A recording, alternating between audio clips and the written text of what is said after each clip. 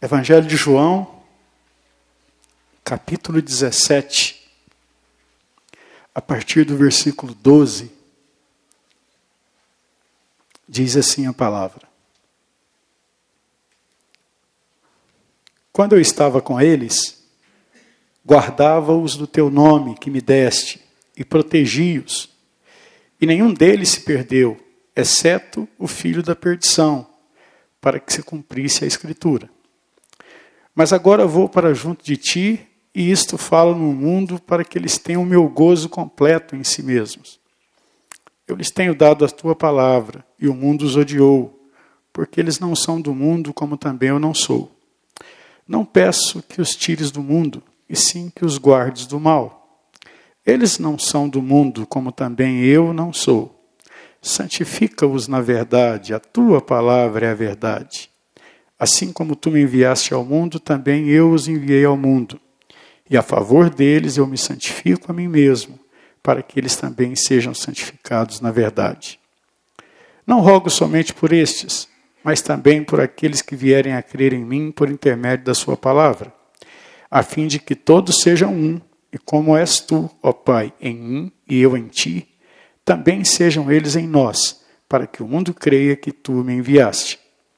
Eu lhes tenho transmitido a glória que me tens dado, para que sejam um como nós o somos, eu neles e tu em mim, a fim de que sejam aperfeiçoados na unidade, para que o mundo conheça que tu me enviaste e os amaste, como também amaste a mim.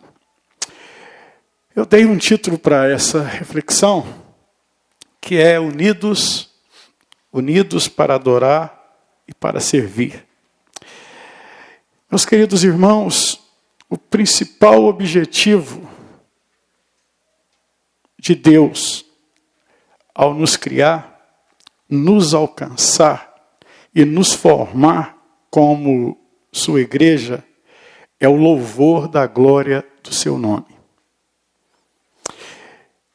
Deus deseja, sim, que o seu nome majestoso seja glorificado através de nossas vidas como igreja local. Mas para que ele consiga atingir esse objetivo tão lindo com a igreja que ele tem formado nos 4 cantos da terra, algo muitíssimo importante precisa acontecer no meio dela. A unidade dos seus membros. Sem a unidade dos membros da igreja, é impossível que o nome do nosso Deus seja glorificado. A unidade do povo de Deus precisa ser absolutamente visível no meio da geração em que esse povo vive. A unidade deve ser algo que faça parte completamente do corpo de Cristo, que é a igreja. Ou seja, sem a unidade do povo de Deus, jamais o objetivo de Deus será atingido. Sem a unidade do povo de Deus, o objetivo de Deus se perde pelo caminho, porquanto não será possível glorificar o seu nome e alcançar outros através de um povo que não mostra que está vivendo em torno de um propósito único. Num dos momentos mais bonitos de Jesus falando com o Pai sobre nós, a igreja, ele vai clamar assim: não rogo somente por estes, mas também por aqueles que vierem a crer em mim por intermédio da sua palavra, a fim de que todos sejam um, e como és tu, ó Pai, em mim e eu em ti, também sejam eles em nós, para que o mundo creia que tu me enviaste. Eu lhes tenho transmitido a glória que me tens dado, para que sejam um, como nós o somos. Eu neles e tu em mim, a fim de que sejam aperfeiçoados na unidade, para que o mundo conheça que tu me enviaste e os amaste, como também amaste a mim. Prezados, como a unidade do povo de Deus é importante. Ou melhor, como a unidade do povo de Deus é absolutamente necessária para os planos desse nosso Deus querido e maravilhoso. Baseado apenas nessa oração do nosso Senhor, nós deveríamos buscar de todo o coração a unidade, porque primeiramente é um pedido do Senhor Jesus ao Pai, ao nosso Deus. Isso aqui traz uma relevância enorme para nós. Jesus clama ao Pai que opere a unidade em nosso meio. O Senhor Jesus, prezados, não iria pedir ao nosso Deus algo que não fosse tremendamente importante para nós e para os seus planos. Mas Jesus mesmo vai dar os motivos pelos quais ele pede que sejamos unidos. Ele vai dizer primeiramente, a fim de que sejam aperfeiçoados. Prezados, é na unidade que seremos aperfeiçoados. Não é possível sermos aperfeiçoados de outra maneira que não seja na unidade. Porque eu preciso de você para o meu aperfeiçoamento. Você precisa de mim para o meu aperfeiçoamento. E esse aperfeiçoamento só acontecerá através da unidade. É no convívio salutar e harmonioso que nós seremos aperfeiçoados. E aí não tem como não nos lembrarmos daqueles... Acho que eu já até usei essa ilustração aqui num outro momento, não é? Que ilustra bem o que eu quero falar agora sobre os dois tipos de jogos de tênis. Não é? Há o jogo de tênis na quadra, onde quanto mais forte e quanto mais você jogar uma bola troncha, desculpa a expressão, essa expressão ela é bem lá do Nordeste, né? Quanto mais você jogar uma bola difícil, uma bola com efeito, com muita força, quanto mais você dificultar para o outro, melhor, porque a intenção é jogar aquela bola para que ela não seja pega, para que aquela pessoa não domine. Mas tem o jogo do tênis na praia, não é? Você vê lá quando o vovô com o neto, o esposo com a esposa e amigos, eles jogam aquela bola e ali é diferente. Ali a intenção é que você facilite ao máximo, jogue uma bola redondinha, direitinho, no tempo certo, na altura certa, para que o seu parceiro rebata para você na mesma medida e aquela bola fique sem cair no chão ao máximo de tempo e caracterizando ali uma sintonia, caracterizando ali uma comunhão bacana e caracterizando ali que um está facilitando a vida do outro. E é facilitando as coisas uns para os outros que nós vamos nos aperfeiçoando até nos tornarmos varões perfeitos.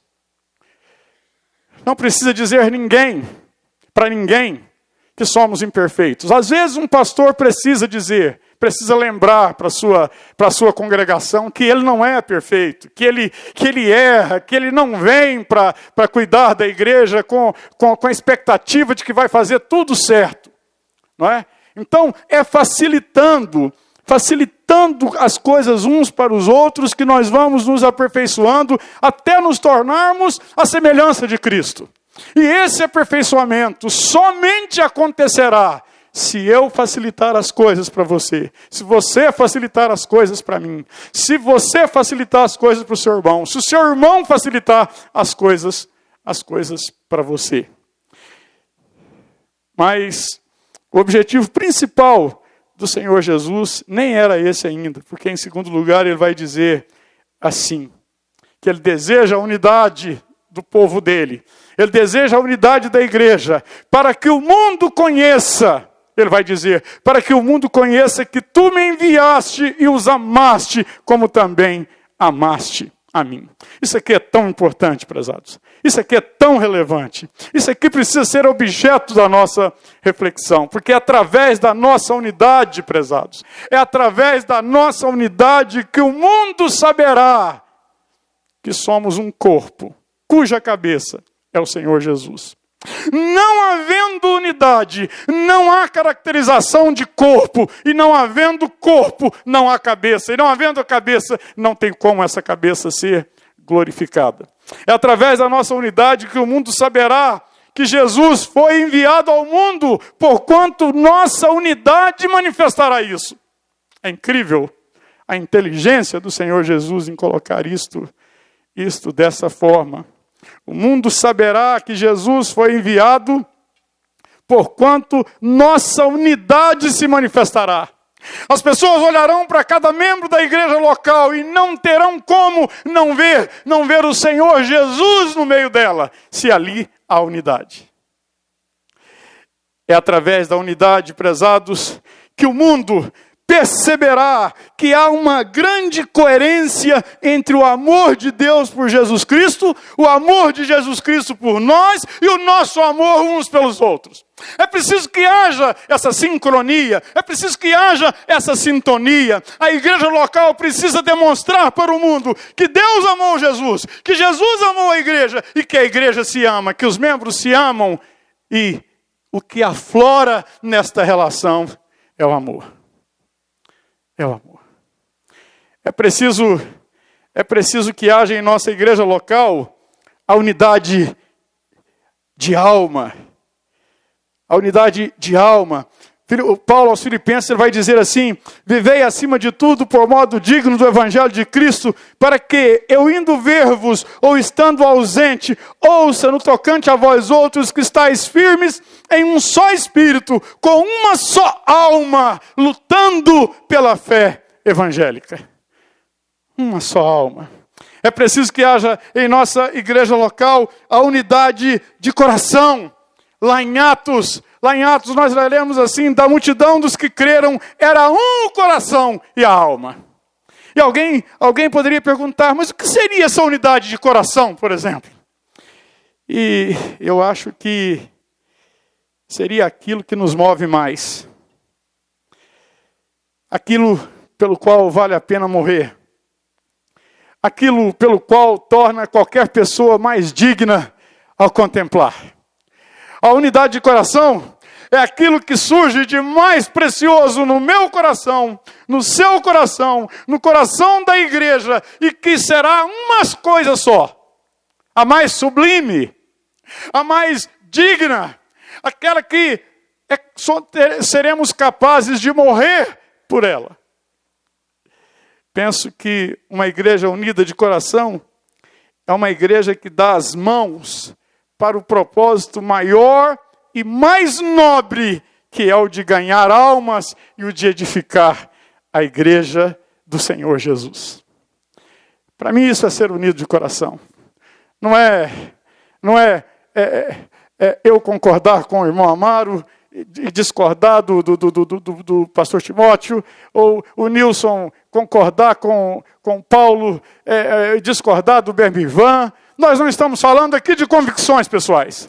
Nós não estamos falando aqui de planos, de estratégias para qualquer coisa. Nós estamos falando aqui de sermos unidos de coração. E para sermos unidos de coração, algo precisa aflorar desses corações que seja único.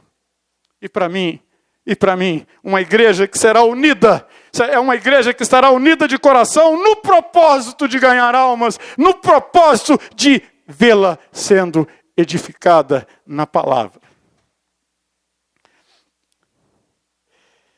Irmãos que estão unidos de coração serão irmãos que não encontrarão tempo para quisilas, não encontrarão tempo para contendas, não encontrarão tempo para qualquer outra coisa que possa emperrar o grande objetivo de avançarmos para a glória de Deus.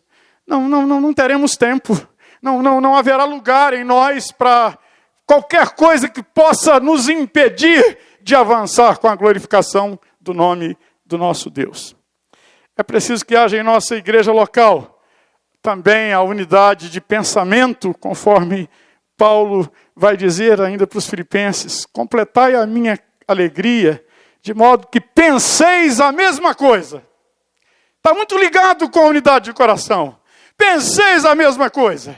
No quesito avanço da igreja do Senhor Jesus é questão fundamental. Fundamental. Que pensemos a mesma coisa. Que estejamos unidos de pensamento no avanço da obra do Senhor. Irmãos unidos de pensamento serão irmãos que estarão sendo conduzidos, eu entendo, pela mente de Cristo.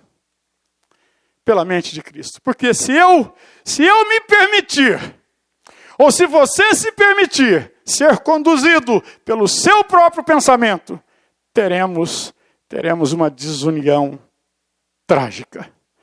Trágica. Porque cada cabeça, uma sentença. Cada cabeça, uma sentença.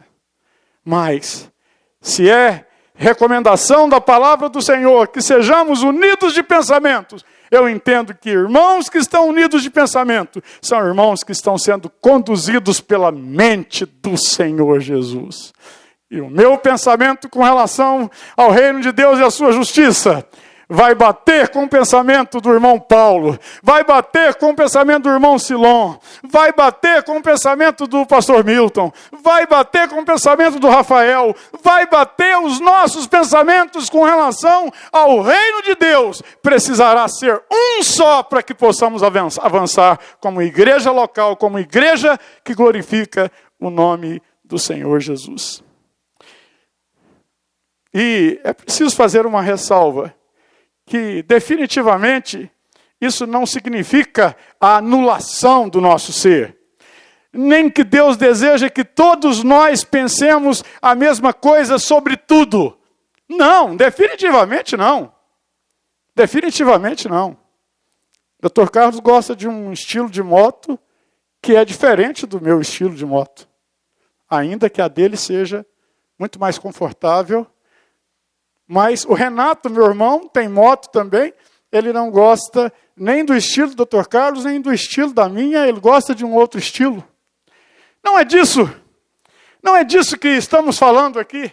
Não é isso que é ser unido de pensamento. Não é anulação de gostos, não é anulação de pensamentos próprios.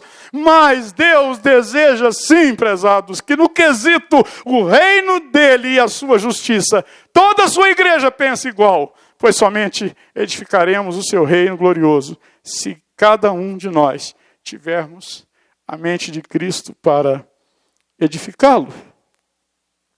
Também é preciso que tenhamos a unidade de sentimento.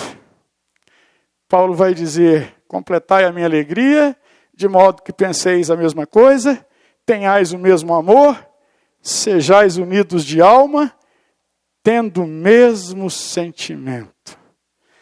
Ah, como eu gostei quando a Suelen começou a cantar essa música. Porque este sentimento não é outro. Ele precisa ser o do amor de Deus. E precisa ser mútuo. Paulo vai dizer: tenhais o mesmo amor. Tenhais o mesmo amor. Se é para ter o mesmo amor, nenhum de nós aqui temos condição de amar ninguém se não for com o amor de Deus que excede, que ultrapassa toda a nossa capacidade e que nos constrange. Esse mesmo sentimento é o amor de Deus. Nós precisamos estar envolvidos nessa obra com o amor de Deus. Nós precisamos estar pensando no reino de Deus e a sua justiça com o amor de Deus, prevendo esse amor e praticando esse amor. E para termos esse amor de Deus, prezados, nós precisamos depender do Senhor. Porque esse amor de Deus só aparecerá em nós e nas nossas atitudes na medida que dependemos dele. Não tem outro jeito. Esse sentimento precisa ser mútuo.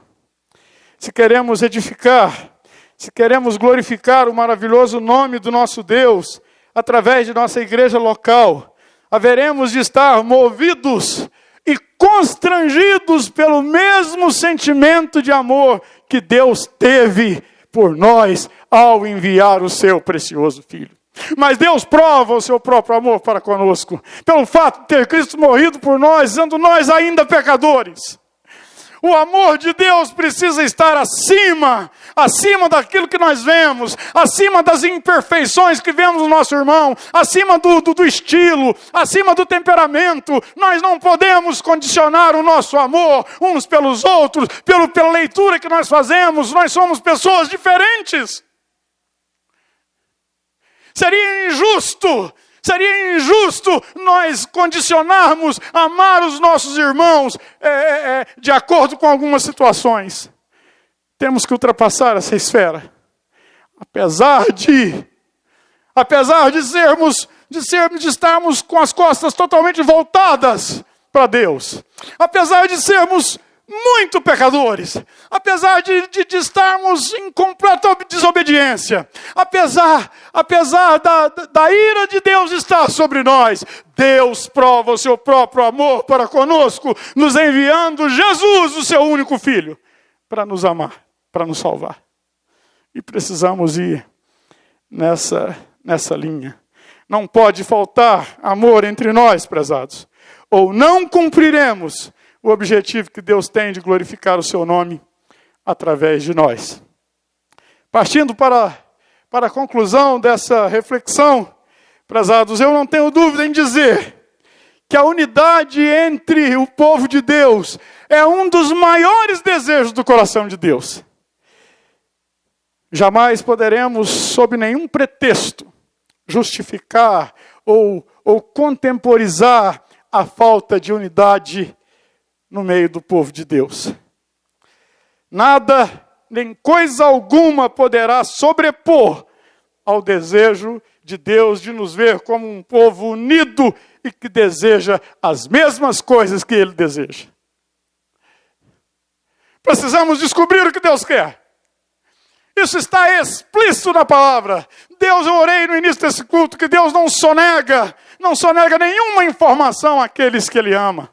Nós precisamos descobrir o desejo de Deus para a nossa igreja local, e este precisa ser o nosso desejo também, para avançarmos. Não pode ser o desejo apenas do pastor, não pode ser o desejo apenas de uma meia dúzia de pessoas, de uma liderança. Precisa ser o desejo de todo o corpo, porque cada membro desse corpo é importante nessa estrutura. É importante para o desafio de avançarmos e ganharmos almas.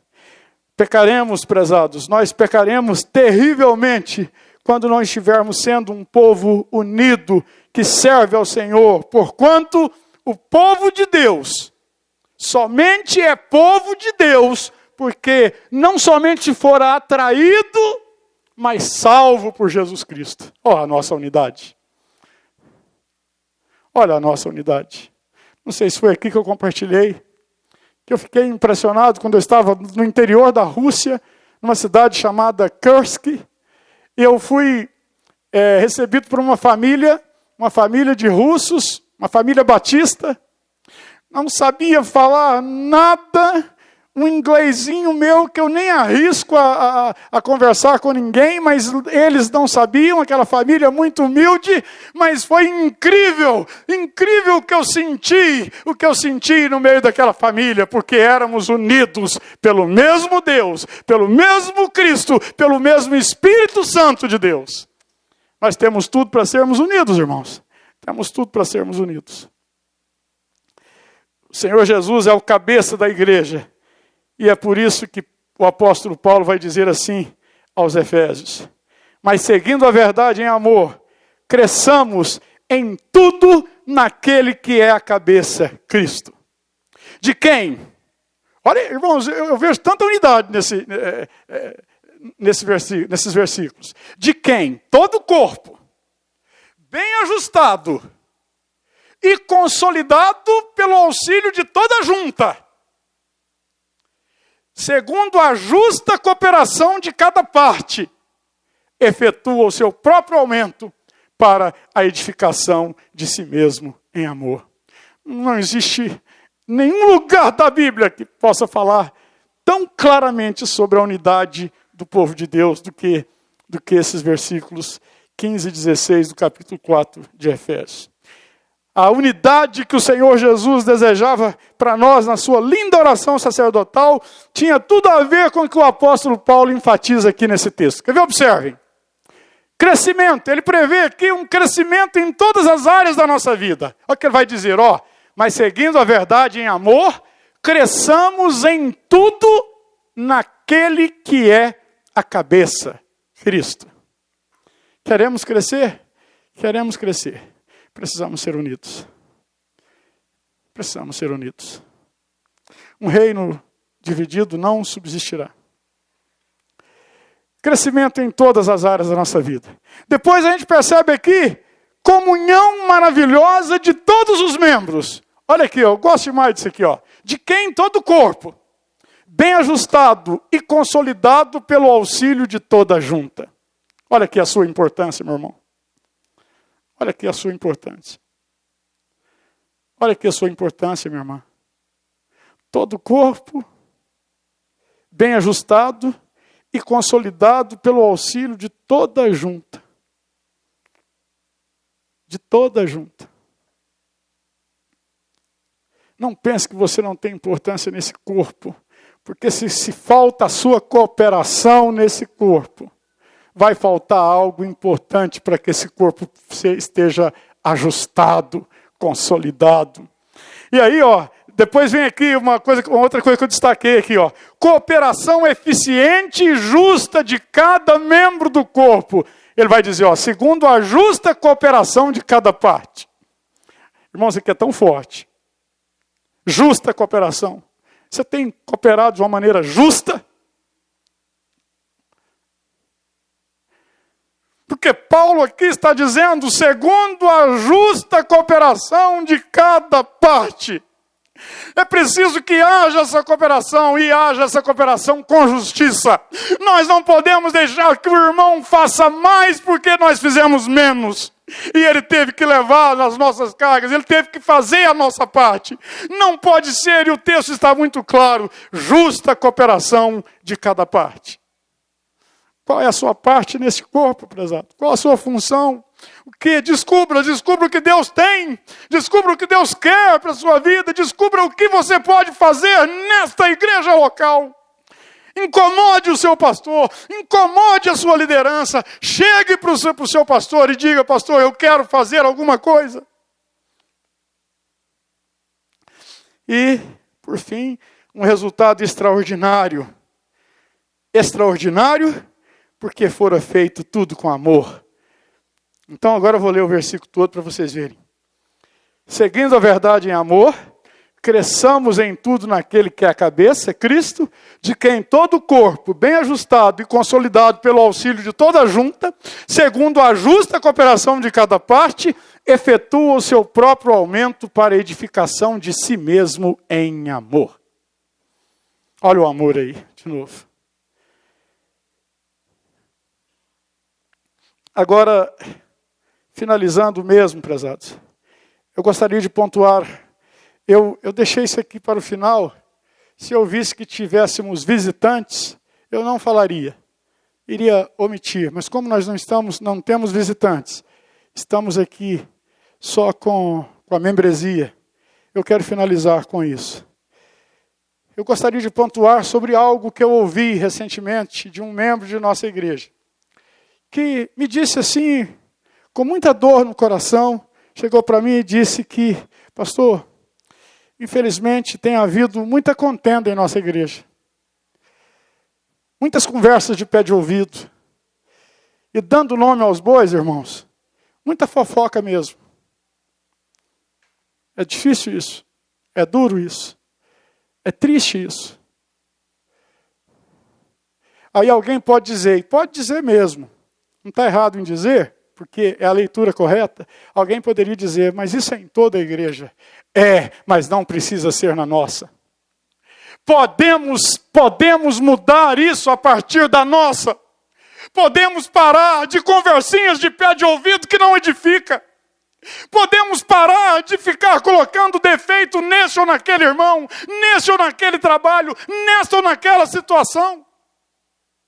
Porque isto jamais vai caracterizar a unidade do povo de Deus. Paulo vai dizer, na sua primeira carta aos Coríntios, no capítulo 15, versículo 33, não vos enganeis, as más conversações corrompem os bons costumes. De fato, prezados, não há nada mais nocivo para a unidade da igreja do que as más conversações e as contendas. Poderíamos, sem dúvida nenhuma, dizer que as más conversações e as contendas são os maiores inimigos da unidade e do bem-estar de qualquer igreja. Pois onde se espalha a contenda, estabelece-se a falta de comunhão entre o povo. Entrou contenda, aparece a subjetividade, aparece a falta de comunhão entre os fiéis. O inimigo de Deus, meus prezados, dá gargalhadas quando a congregação está envolvida em maledicências.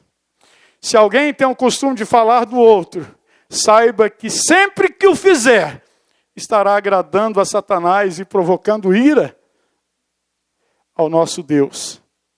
No Salmo 34, versículos 12 ao 15, a palavra de Deus vai fazer uma severa advertência. Quem é o homem que ama a vida e quer longevidade para o bem? Para ver o bem. Refreia a língua do mal e os lábios de falarem dolosamente. Aparta-te do mal e pratica o que é bom. Procura a paz e empenha-te por alcançá-la. Notem, prezados, que longevidade e dias felizes tem a ver com refrear a língua do mal. E não somente isso, promover a paz. Ora, se éramos para sermos promotores da paz, estamos usando a nossa língua para promover a guerra? Quão errado estamos fazendo isso. Uma igreja, queridos irmãos, que deseja a unidade, precisa se envolver no combate às maledicências, às contendas, às conversações. Eu disse, precisa se envolver no combate. Eu queria lançar um desafio para os irmãos. Vamos ser, prezados, em nome do Senhor Jesus, vamos ser conhecidos como a igreja onde não existe contendas. Onde não existe fofoca, onde não existe más conversações, onde todos conversam e promovem a paz entre os fiéis. Vamos nos vigiar, vamos exortar os nossos irmãos, não vamos emprestar os nossos ouvidos para aquilo que promove guerra, que promove inimizade. Vamos evitar as conversas de pé de ouvido, vamos evitar as conversinhas que engendram contendas. Jamais seremos unidos se não erradicarmos algo que é abominação para o nosso Deus. Vejam, estou encerrando, irmãos.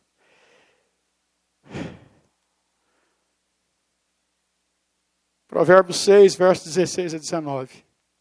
6 coisas o Senhor aborrece, e a 7ª a sua alma abomina. Olhos altivos, Deus aborrece. Língua mentirosa. 2, Deus aborrece. Mãos que derramam sangue inocente. Deus aborrece. Coração que trama projetos iníquos. Deus aborrece. Pés que se apressam a correr para o mal. Deus aborrece. 5, testemunha falsa que profere mentiras. Deus aborrece. 6, Deus aborrece tudo isso. Que lista nefasta. Que lista horrorosa. Mas o versículo continua dizendo, e o que semeia contendas entre irmãos, ele abomina.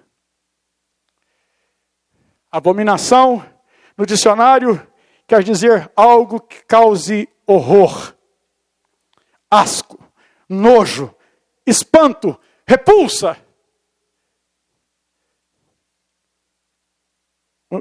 O estômago do nosso Deus embrulha ao ver alguém que semeia contenda entre os irmãos. Sei que não é algo fácil de ouvirmos. E não pensem para mim que é fácil para eu pregar. Mas é algo necessário. Irmãos, eu não abro mão do que vim fazer aqui. Eu não abro mão dos propósitos que Deus tem em me trazer para cá. Eu não abro mão dos desafios que Deus tem colocado no meu coração e nos corações de muitos aqui. Por isso, queremos ser uma igreja gloriosa, uma igreja impactante, uma igreja relevante em nossa cidade.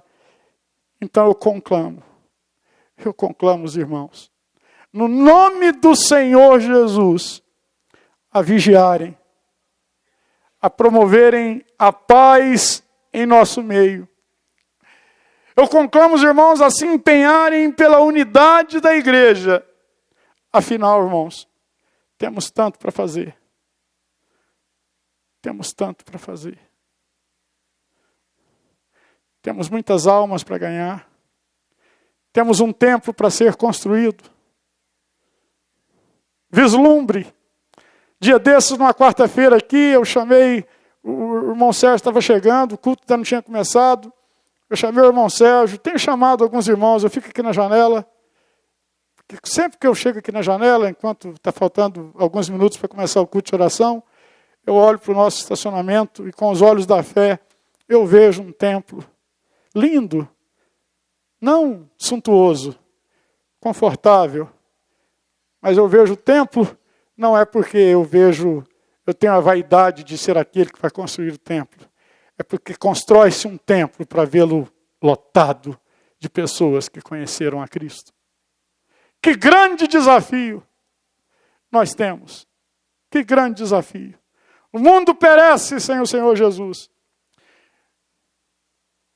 Estava conversando com um pastor esses dias e comentando sobre a leitura que eu tenho feito do povo evangélico em Anápolis. Irmãos, Anápolis é conhecida no Brasil inteiro como a cidade mais evangelizada do Brasil.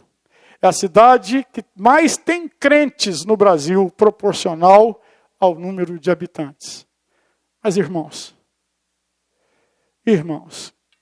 estamos vivendo uma calamidade no meio evangélico em Anápolis. E nós podemos ser a igreja que dará o tom nessa cidade. Nós poderemos ser a igreja referência de vida dos seus membros. Nós poderemos ser aquela igreja que as pessoas vão comentar. Ali está um povo que anda com Deus. Ali está um povo coerente. Ali está um povo que anda em santidade. Ali está um povo que nós podemos encontrar com eles no culto, no comércio, na pizzaria, na praia, em Caldas Novas. E aonde a gente encontra esse povo, a gente vê Deus neles, a gente vê o Senhor Jesus neles, a gente vê a unidade do corpo de Cristo. É possível, irmãos, é possível se cada um de nós cumprir a sua parte. Lembra, cada junta precisa, cada ligadura, cada membro precisa de ter uma justa cooperação para que o povo, que a unidade se aflore. E que o amor de Deus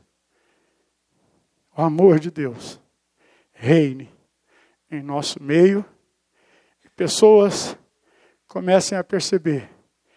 E esse amor de Deus possa atrair almas para ouvirem a sã doutrina e serem evangelizadas.